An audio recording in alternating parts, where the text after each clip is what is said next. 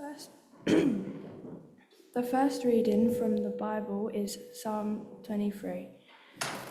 The Lord is my shepherd, I lack nothing. He makes me lie down in the green pastures. He leads me beside quiet waters. He refreshes my soul. He guides me along the right paths for his name's sake. Even though I walk through the darkest valley, I will fear no evil, for you are with me. Your rod and your staff, they comfort me. You prepare a table before me in the presence of my enemies. You anoint my head with oil, my cup overflows. Surely your goodness and love will follow me all the days of my life, and I will dwell in the house of the Lord forever. This is the word of the Lord. Thanks be to God. Thank you very much. The second Bible reading is from John chapter 14, verses 1 to 6. Do not let your hearts be troubled. You believe in God, believe also in me. My Father's house has many rooms. If that were not so, would I have told you that I am going there to prepare a place for you? And if I go and prepare a place for you, I will come back and take you to be with me, that you also may be where I am. You also know the way to the place where I am going. Thomas said to him, Lord, we do not know where you are going, so how can we know the way? Jesus answered, I am the way and the truth and the life. No one comes to the Father except through me. This is the word of the Lord. Thanks be to God. And now, if I welcome our vicar, Reverend Carl Chambers, to come and bring the message to us this morning.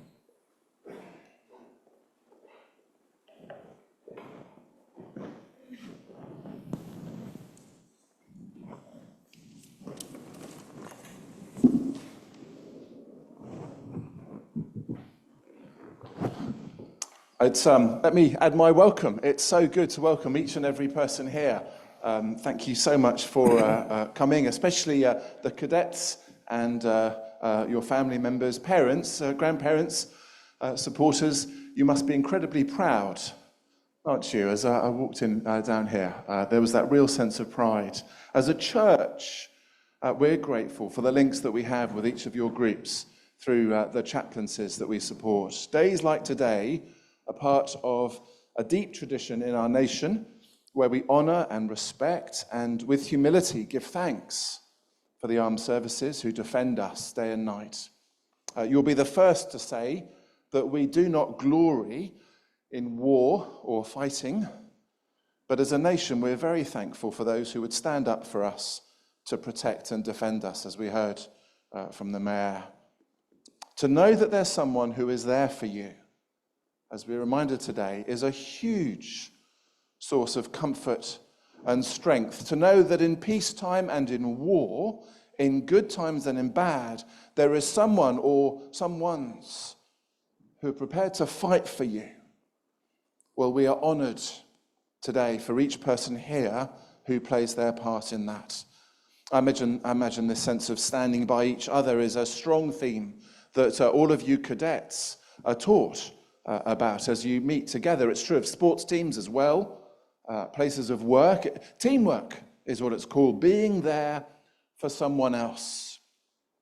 Having a wingman, Top Gun, one of my favourite films. But I guess we all know that there's nothing like the pressure of life and death situations to focus the mind and sometimes bring out the best in people. Recently I saw on TV, or maybe one of the online things, a film called Hacksaw Ridge. Has anyone seen Hacksaw Ridge? It typifies this kind of commitment. It's a film about some American soldiers in the Second World War, based on a true story. This is reality. Seeking to take a particular piece of land at the top of some cliffs. The Japanese are dug in, and it's a gruesome battle. And the focus is on one soldier, an infantryman called Desmond Doss. His father had fought in the First World War and continued to bear the scars, mental and physical.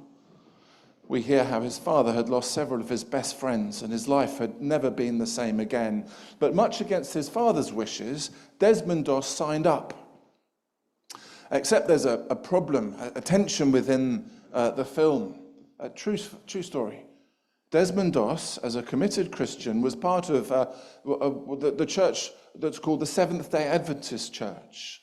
And they take particularly the Ten Commandments, which say have a Sabbath, so don't do anything on the Sabbath, the Lord's Day, and thou shalt not kill, along with all the other commandments. And for Desmond Doss, even though he'd signed up, he believed that it wasn't right for him to train with a rifle.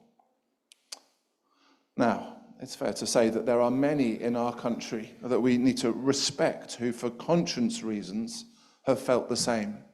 Desmond Doss wanted to play his part, but not by killing. His solution was to train as a medic. And initially, I guess you can imagine, all his comrades looked down on him and they scorned him.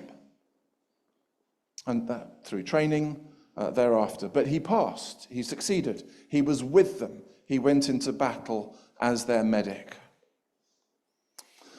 And then the time came up on Hacksaw Ridge for the troops to withdraw because they were under such attack. But Desmond Doss, as the medic, remained up on the cliff top.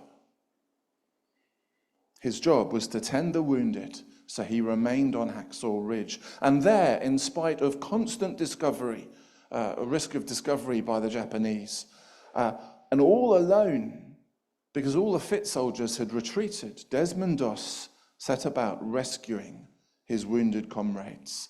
And his phrase throughout the film was, just one more. Just one more wounded soldier to find and administer first aid to.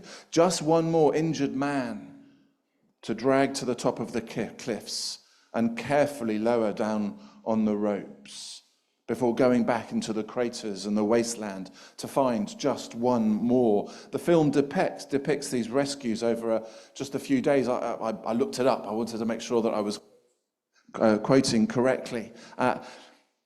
He was there for 3 weeks. Just imagine being a wounded soldier, struggling to survive, and 2 weeks into being at the top. 2 weeks in, you're rescued because someone has been there for you to drag you through the battlefield and ensure that your life was saved. He was commended for saving 75 lives over those 3 weeks. Just one more. Every one counts. Everyone, every individual is important. Every single one. He even rescued some Japanese soldiers so they could be treated. It's a wonderful and a true story retold in an inspiring film. No one wants to be left alone or behind. You don't, do you? Not on a battlefield, not in the sea, not in life. And of course, all this talk of battlefield, it's mostly unrealistic for many of us here, but we can still identify with that desire not to be left alone. One of the privileges of my job is I get to talk with people when they're particularly concerned about things. For instance, someone going for an operation. Invariably, I hear of how lovely doctors, nurses are, the staff. But there is a moment when they're rubbing your hands just before you get the injection, and you know you are alone because you're about to be wheeled in and you're all by yourself, practically naked. Others will fear what it is to be left alone in daily living. We can long for a relationship only to find that however good, there are still times we feel deeply alone. The child going off to a new school or to university, the child being bullied, the parent saying goodbye to their child who's leaving home, the grandparent who's been thrilled with a house full of guests for their birthday, only to know that when the door closes, they're left with whatever remains of the washing up. Why am I saying all of this? It is that human beings are made for relationships, for good, peaceful, happy relationships. As someone has said, no man is an island. That's why COVID was so hard, as it cut us off from each other. We love it when things go well and we can share this with others. As I was prepared, what's the chocolate that's made for sharing? Does anyone know? There's one of them, isn't there? I'm sure I know which one it is. I'll think of it afterwards. But there's one of the chocolates. They're all chocolates made for sharing. That's why we give it away at birthdays. But as we yearn to know someone, we also yearn to know someone when things go badly. And I think that's why the psalm that we had read to us this morning is of such comfort to so many. It's one which has been used on battlefields across the centuries, in memorial services and Thanksgiving services, for all kinds of reasons. Again, I did some research. It's one of the most common psalms to be used at services like this, and to be spoken of by a chaplain as they're about to send their soldiers off into the battle. The author is the great King David, he of David and Goliath fame. And David is celebrating the Lord as his shepherd, the God who leads him through the good times, that's the still waters and the green pastures, and the bad times, the valley of the shadow of death.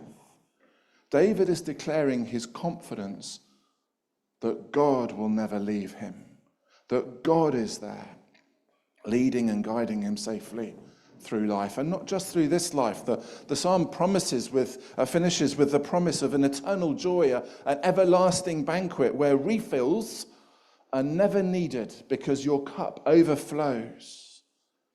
David is looking forward to heaven, which is the most wonderful place to be with God forever. And how is he so sure that he will be there? Because the Lord, his shepherd, has guided him safely through the good and the bad of this life into the next. Well, is that just a promise for David, or something that someone else can enjoy, but something that frankly is unattainable for us? The good news, the great news I've got just to finish this morning with, is that promise that David enjoyed is even more true for us than it was even for him. That Jesus, in whose name we meet today, describes himself as the Good Shepherd. He is the one who protects his sheep, even to the point of laying his life down for the sheep. There's no greater love than to lay your life down for someone. We see that time and again. Desmond Doss risked his life time and again, not just for one person, 75 of his comrades. And in a far greater way, Jesus has given up the glory of heaven to come and live on earth as a human being, to show that he's willing to get up close and personal with each of us on the battlefield of life. And when our time comes, he's shown that he can take us safely home to the God who made us and loves us. Because our greatest enemy as human beings is not sickness or injury or even loneliness. It's death. And when that day comes for each of us, and it will be something that we must certainly face on our own. But as we heard from the reading from John, the second reading, Jesus has broken through death and come back and offers his hand to each and every person to say, let me lead you safely through this life into the next. It's a promise that Jesus makes to anyone, to the most committed churchgoer and the person who's never been to church in their life, the most devoutly religious person and the most committed atheist. We've heard this morning of someone, Desmond Doss, who risked his life to save his friends. One more, just one more. Well, I've told you of even greater person who gave up even more to save even more, and to achieve for us even greater things, to bring us into the most wonderful relationship with the living God. Just one more, just one more. Maybe it's possible that there's just one more this morning, just one, maybe more, who say, yep, that Jesus, can show me through this life how to reach safely, breaking through death to the other side. Well, there's lots more I could say. Let me draw stumps here. You know where I work if you want to talk more about this. But here's the promise that Jesus gives us to be with us as he leads us through this life safely into the next. Thank you.